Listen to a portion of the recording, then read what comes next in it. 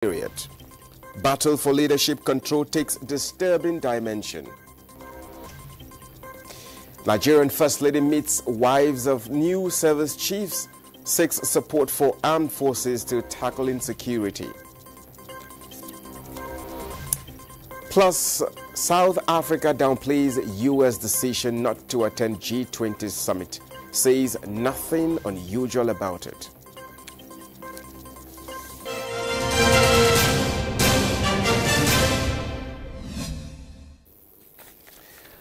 Now, Nigeria's First Lady Oluremi Tinubu has called on wives of the new service chiefs to provide their husbands with needed support as they work hard to meet the expectations of their commander-in-chief and Nigerians in the fight against insecurity. She made the call during a courtesy visit to her office by the wives of the service chiefs. As State House correspondent Adeni Taiwo reports. A warm welcome, marking the beginning of a new chapter as wives of the new service chiefs formally meet the wife of the commander-in-chief of the armed forces. The weight of the recent abduction of schoolgirls in Kebbi State was however heavy in the air as the First Lady, Oluremi Tinubu, led her guests to observe a minute silence for the vice principal of the school, Hassan Makuku, who was killed during the abduction. May the soul of our dearly departed, may God grant him our journey. She said the incident must serve as a reminder to our guests that they, along with their husbands, have stepped into a new role, one that demands sacrifice and support. Right now, with the Kebbi situation, the security, the entire security apparatus must have been put in place to do all that work. Your husband signed in to protect lives at the expense of their own lives. So I want to commend them. God will continue to take care of them going out and coming into all of you. No evil will befall them. Far away from the theaters of war, the First Lady says they have a lot to do, especially working with her to empower wives of fallen heroes, the elderly, and people with disabilities. Because we know there are a lot of veterans that are old, and then they will need little financial assistance towards the Yuletide season. So we are going to do 250, but I expect that when we do that, you can also introduce that to your husbands so that you can begin to take care of the elderly amongst them. And for the people with disability, we're giving them 200,000 to start even a petty trade. So we are also doing 250 of those. So that will be about 100 million for the two programs. We are grateful for the guidance and support we extend to families of the armed forces and security agencies. Ma'am, we are also grateful for the empowerment programs you have organized previously for the widows of security agencies. At a separate meeting with the management of the Federal Safety Corps, their First Lady was decorated as the Grand Matron of Road Safety Special Marshal by the Corps Marshal Shehu Mohammed. She appreciated the Corps for the recognition and immediately stepped into a new role by calling for adoption of more innovation and interagency collaboration to stem the number of crashes on the road. The speed limit is very, very crucial, and people are supposed to adhere to it. We don't want to see lives lost, especially during this Yuletide season. You will need more personnel on the roads. The Corps is commemorating this year's Crash Victims Day with a focus on crash reduction and hopes to leverage our office to drive road safety. Going by that road, the Nigerian citizen will show that there is a political will and political commitment from the leadership of the country to support the road safety cause, not only in Nigeria but globally.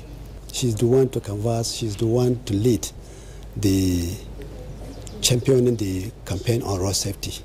An international conference attracting scholars is part of the commemoration. In the State House, Adeni Taiwo, NTA News. In another development, Nigerian First Lady Oluremi Tinubu says she's saddened by the news of the abduction of the 25 students of the Government Girls Comprehensive Secondary School, Maga, Kebbi State, and the tragic killing of the vice principal. She notes that the heartbreaking incident is not only an attack on innocent girls and dedicated educators, but an assault on the values of safety and learning that schools embody. She said Mr. President has already ordered the security agencies to ensure the quick and safe return of the abducted girls and to bring the perpetrators to justice. Her heart and prayer, she said, are with the families, friends, loved ones and schoolmates at this time, and prayed Almighty God grants quick rescue to the abducted girls and repose of the soul of the departed vice principal. Nigeria is engaging in discussions with the United States to address shared security concerns following President Donald Trump's recent threats of military intervention. Foreign Affairs Minister Yusuf Tuga emphasized that the talks focus on collaborative efforts to combat global security challenges. Challenges due to factors, many of them beyond our control. So any country, including the U.S., that is willing to partner with us to tackle those problems, we more than welcome it. But Nigeria and Nigerian security and Nigerian troops, Nigerian military has to be the one to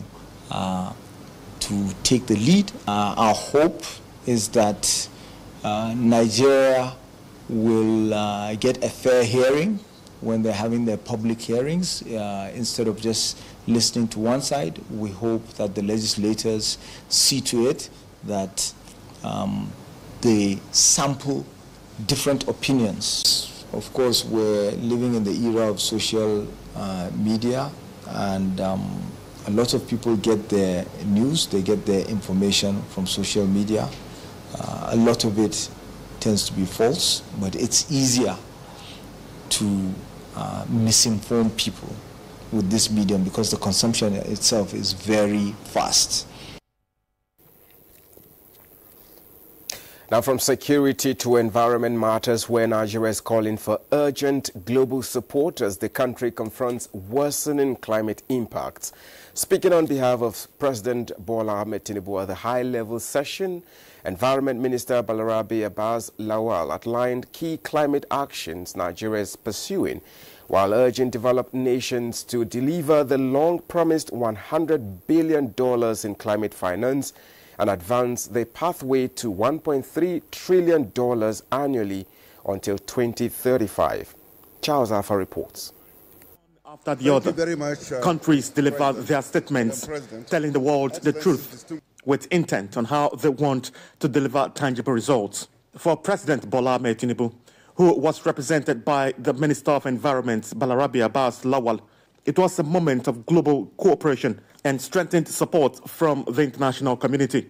He highlighted key progress made at home, including the submission of its enhanced third nationally determined contributions, NDC 3.0, the first in West Africa, a document which he said aligns with national development priorities and focuses on adaptation, energy access, emission reduction, and nature-based solutions. To confront this, Nigeria is implementing decisive, coordinated measures to mitigate the impact of climate change within the country.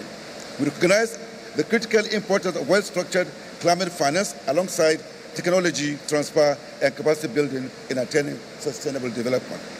The minister also noted that Nigeria is expanding protected areas, integrating climate resilience into its national development plan, and issuing its third sovereign green bond to drive green infrastructure and environmental restoration programs. The statement outlined major initiatives aimed at reducing emissions while safeguarding economic growth. Nigeria also emphasized its newly operational national carbon market framework, the Nigeria Farmers Soil Health Scheme, and the livestock growth acceleration strategy to reduce methane emissions. Nigeria advocates for measurable indicators and dedicated financing to strengthen water sanitation resilience under global goal adaptation.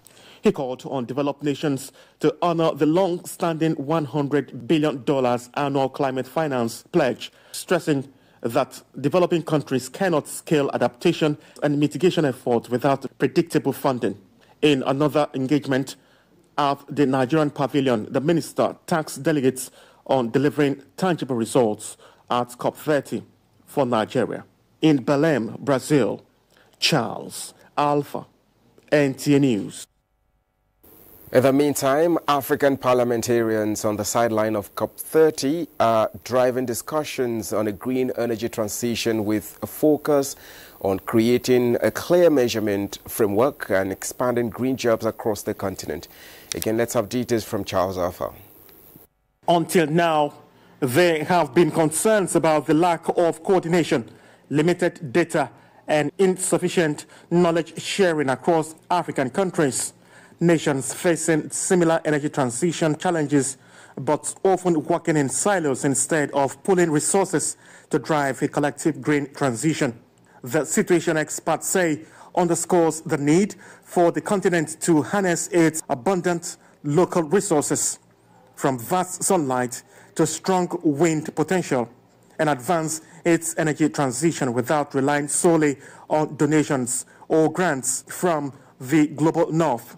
And the group seen as most positioned to push these initiatives are lawmakers from across Africa who were gathered from Nigeria, Togo, and Ghana. Others are AU representative and delegate from Limpopo. By include a knowledge platform on inclusive development policies. We shouldn't be treating the different countries individually. The legislator from Togo, we echoed it.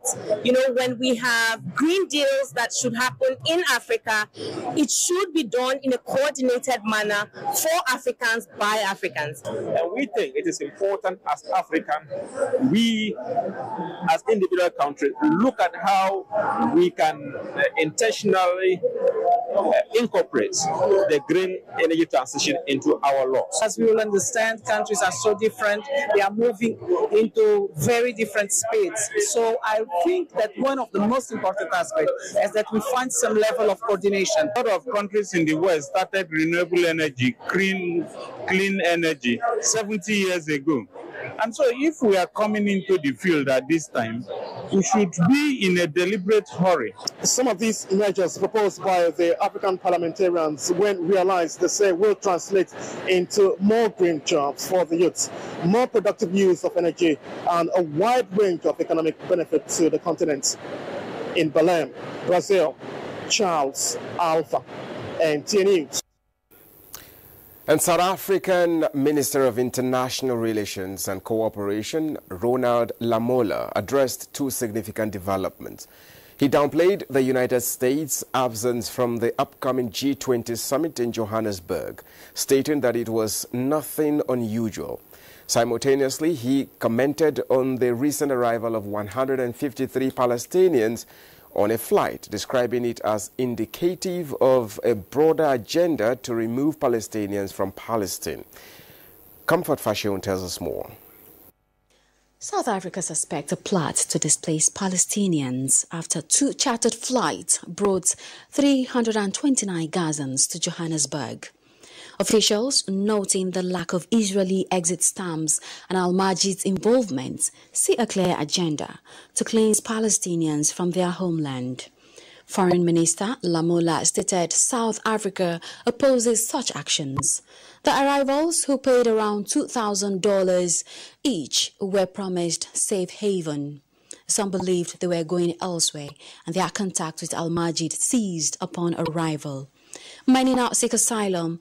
The Palestinian embassy condemned al-Majid's deceptive practices. A pro-Palestinian group claims al-Majid advertised evacuation and relocation on social media. And on the sideline of G20 summit, which South Africa is set to host this weekend, the foreign minister said the gathering will go ahead without several key world leaders, including U.S. President Donald Trump, whose administration is boycotting the event. Chinese President Xi Jinping and Russia's Vladimir Putin will also be absent, though their countries are sending delegations.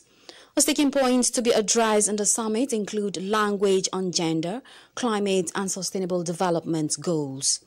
Comfort, fashion, NTA News.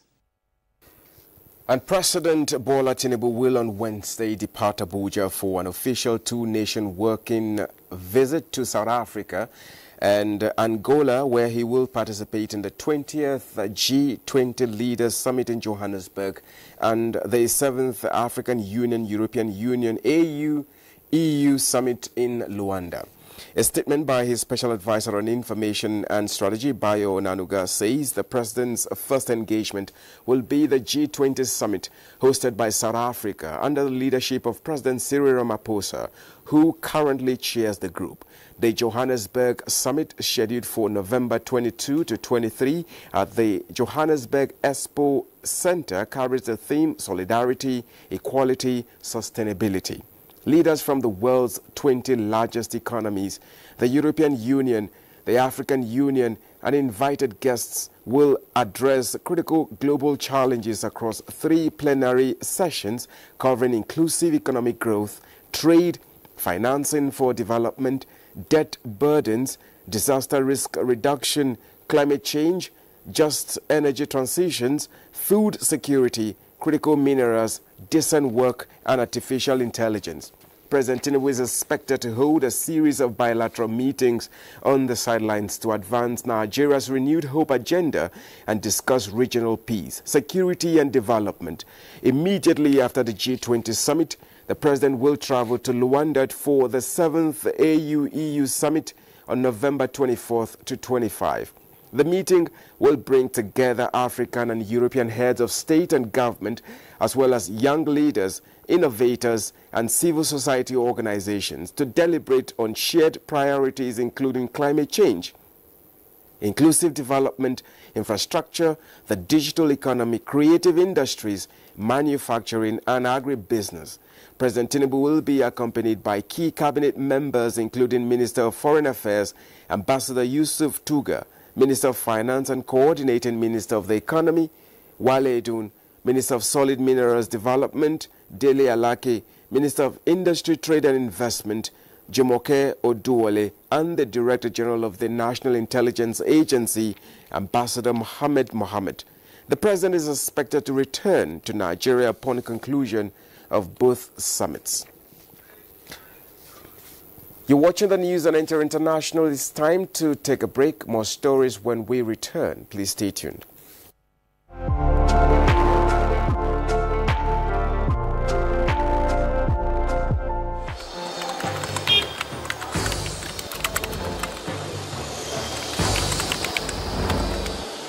You have no better friend and partner than Nigeria. Let this unveiling today be a call to conscience. Let our practitioners hold the line of truth. To the media, please inform with integrity and with a deep sense of patriotism. To our public officers, communicate with transparency. To citizens, please let us speak with empathy. Let us come together to become the voice of responsibility, the voice of the world that heals division, that inspires hope and drives development.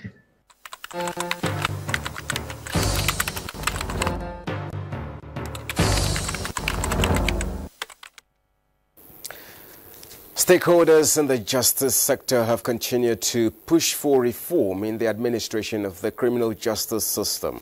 Addressing journalists in Abuja, the president of the Center for Social Legal Studies, Professor Yemi Akinseye George, SAN, says that chief judges across the country have roles to play in the effective implementation of ACJA, and judiciary correspondent Austin Anyebe will give us details. The dynamism of society demands constant reform in all sectors. And since rule of law is the bane of a democratic governance, then reform becomes imperative. This is what the Ministry of Justice, civil society groups like the Center for Social Legal Studies have been doing, such that Nigerians can have access to justice. Addressing journalists in Abuja, Professor Yemi Akinseye George, Senior Advocate of Nigeria, says some states have done well, but much is still desired to stem the tide. Dissemination. We are writing to all chief judges, all attorneys general, to call their attention to the areas of their strength, while also underscoring the need for more efforts in some specific areas. You know, one major area which has been a challenge to us is the issue of adjournment of cases beyond the 14 days stipulated by the Administration of Criminal Justice. It's unfortunate He said in 2026, the organization will remain steadfast to advancing reforms that promote justice delivery, uphold human rights, and strengthen public confidence in Nigeria's criminal justice system. What received by the center has facilitated capacity building, research, policy dialogue, and public engagement, essential for sustaining justice sector reform in our country. While acknowledging the support received from the Ministry of Justice, European Union and MacArthur Foundation in the areas of capacity building, legislative reform, research and advocacy, in Abuja, Austin Anyebe, NTA News. Now, tackling challenges of poor self-leadership in organizations on the African continent at large requires a deliberate effort in training right set of individuals that will possess high level of skills and competencies that meet global standard. Now, key players in the sector raised these issues at the launch of Nile University of Nigeria's Business School in Abuja. Francis Odojo has the details. The launch of the Nile University's Business School serves as a wake-up call to leaders of nations in Africa, Nigeria, and individuals determined to deploy new strategy in tackling mostly business and economic challenges hampering growth in all sectors of the economy. For the Vice-Chancellor of the Nile University, Professor Dili Dogo, and the Dean of the newly launched Business School, Professor Noel Tagoe, the initiative is aimed at equipping students, heads of organizations, as well as both public and private organizations with high-performing skills and competence in activating positive reactions that stimulate the modern-day business environment. We would emphasize learning by doing, and would emphasize that everything that you study has a use and would run the candidates and the students through the use of that. That is what we are seeking to do. All the people we have brought here are people with great experience across the world to redefine how teaching, mentoring, upskilling, and problem solving is done. Nile is an institution that seeks to impact on the society where it serves. The Business School, which offers business and leadership, marketing, data and technology programs, as well as MBA and executive development programs, is well equipped with modern infrastructure and learning aids, such as simulators. Meanwhile, at the Nile's 13th convocation briefing, the Vice-Chancellor, Professor Dili Dogo, echoed the intention of the institution to redefine what education in the 21st century should look like, and why the institution is stopping at nothing but equip its students with self-sufficient skills and mentorship that are of global expectations. Nile University identifies targeted programs that can serve to bridge the gap in our educational quest in this country, so that our industries can thrive, so that government policies are implemented as OND, so that all we hope for as a country is achieved, be it economically or otherwise. The Vice-Chancellor, while urging graduated students awaiting the school's 13th convocation to be good ambassadors, hinted that the former president of Nigeria, Goodluck Jonathan, will be bestowed honorary doctorate award for his exemplary leadership. Nile University was established in 2009, and it is committed to building future generations of professionals and leaders capable of impacting the society, leveraging academic innovation. Francis Udojo, NTA News. Now, the People's Democratic Party is in deeper internal divisions and power struggles, with two factions laying claims to the leadership of the party. The Kabiru Turaki-led NWC and that of the Abdurrahman Mohammed-led faction were at the PDP National Secretariat at about 10 o'clock in the morning in struggle for control.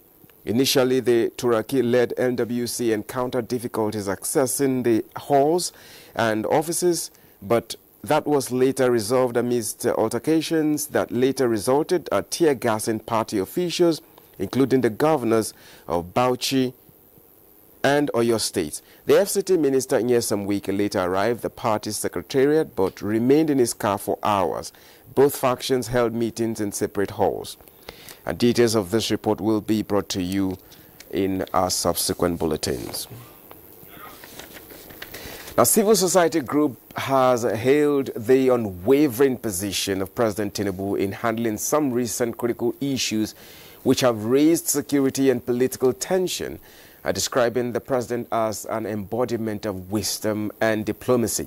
Addressing a news conference in Abuja, the group said the last 2 years of President Tinubu's administration is a clear demonstration of purposeful leadership garnished with rule of law and high respect for citizens' rights. The group has therefore unveiled a 5 million man flagship endorsement match for President Tinubu's 2027 agenda, saying that the 5 million man match is to appreciate the president for his giant strides in repositioning Nigeria as a land of prosperity. Tagged forward with BAT 2027, the group said it's currently mobilizing well-meaning Nigerians through extensive consultations with critical stakeholders to achieve the 5 million man rally expected to hold in the South-South. Bad governance and giving both the leadership and followership a hope for a better tomorrow. Asiwaju has rekindled the dimming hope of Nigerians. Therefore, this movement has elected to raise our voices for him in Calabar for the endorsement rally. While listing some major achievements of the administration, the group said it has already secured the endorsement of state governors, federal and state lawmakers and other political leaders for the proposed 5 million man march. And next, let's have a quick check on the weather prospect.